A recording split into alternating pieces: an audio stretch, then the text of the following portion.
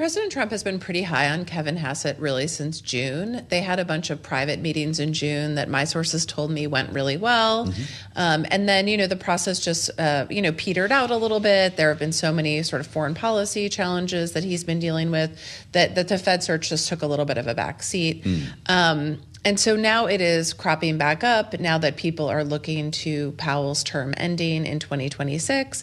And Hassett really is still the front runner. I mean, the thing is that he has a good rapport with the president. They have a long-standing relationship. You remember that he served on the president's Council of Economic Advisors in the first term. When I was going down to Palm Beach during the transition, I ran into him on a plane once.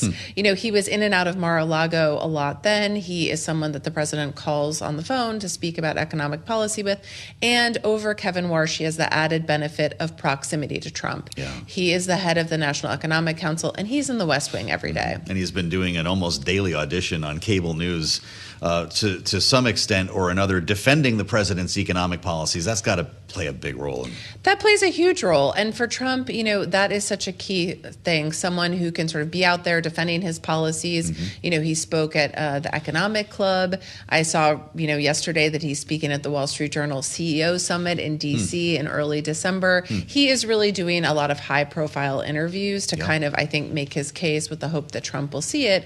And I also think that there are some people in the Trump orbit who view Kevin Warsh as a little less predictable and a little bit too Wall Street, and they're wary of that. Interesting. So are the interviews are over, obviously. What's left in the so-called search process as we look at the baseball cards here on YouTube? That was the, I guess, not so short list when they were even looking outside of government to a Rick Reeder, for instance. What's left to be done here? Just having a sit-down conversation and coming to a decision? There's still a few different steps. And so the interviews are done with Scott Bessent, the Treasury Secretary. But now people are going to be interviewed by the Chief of Staff, Susie Wiles, who's incredibly influential in the Trump orbit, and the Vice President, J.D. Vance. And they're going to sit down with interviews with them, and then Trump needs to sit down with people. Trump has met Kevin Warsh a bunch of times. He considered him for the Fed governor during his first term, you have to remember. He was also down at Mar-a-Lago during the transition, and he has tons of contact with Kevin Hassett, as we already said. So Trump knows these people. Do you know what I mean? It's not like he's never met them.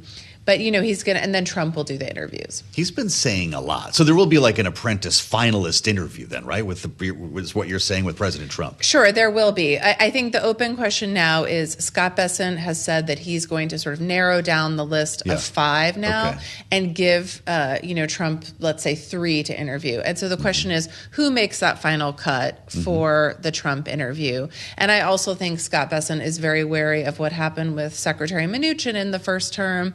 And doesn't want to make a recommendation. Mnuchin, as you remember, recommended Powell, and Trump really blamed him for that.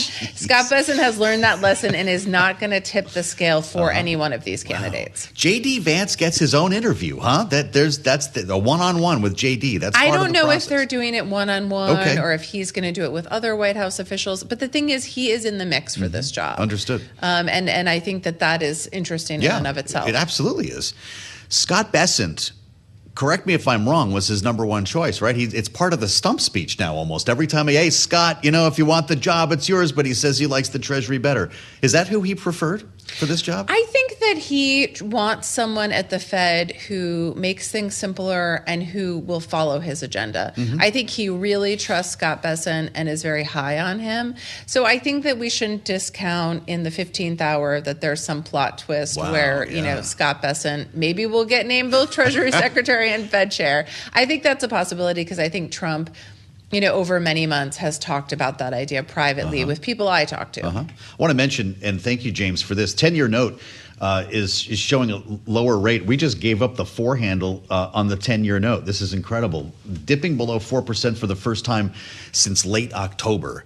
As soon as this happens, market starts betting on rate cuts, I guess even before it happens. Fair to say? Yeah, I think people see, if Hassett's a front runner, people see Hassett as someone who will do the rate cuts that Trump wants. Yes. Even though he's one voice among many. Sure. I mean, he'll have to convince the rest of the board, but I also think, the board seems to, be moving more in that direction as well. We talk a lot about central casting when it comes to President Trump making hiring decisions, and you've seen a lot of folks come and go from the first term through the campaign to now. There's a news conference that comes with being a Fed chair now. Like in the old days when we used to watch Alan Greenspan, this was not a TV job. It is now, arguably. Yeah.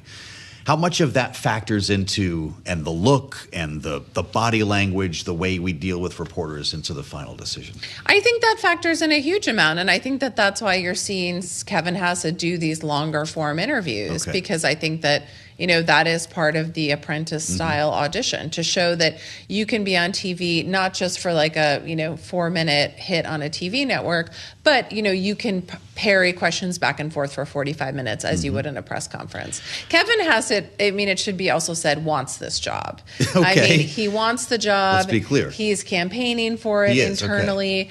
He has a demeanor in these interviews where he is, more coy, but I'm told by sources that he really wants it.